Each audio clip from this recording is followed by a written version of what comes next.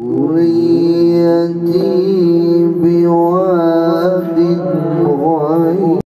ذي زرع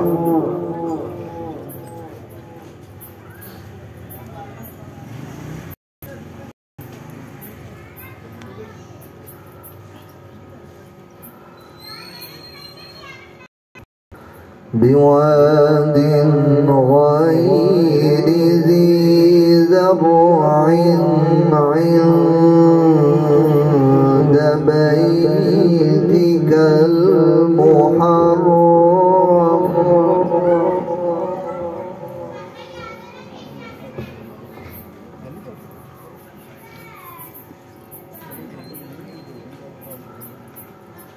ربنا ليقيموا الصلاة فاجعل أفئدة من الناس تهوي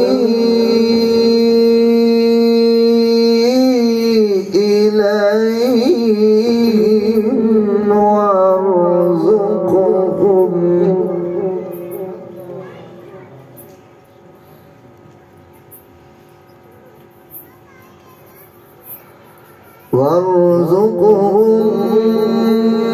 من الثمرات لعلهم يشكرون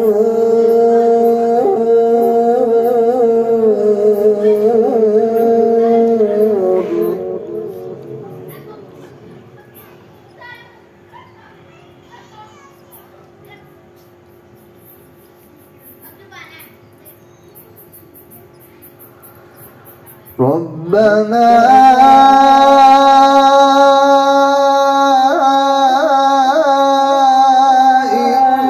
إنك تعلم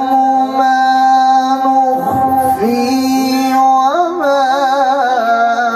نعلن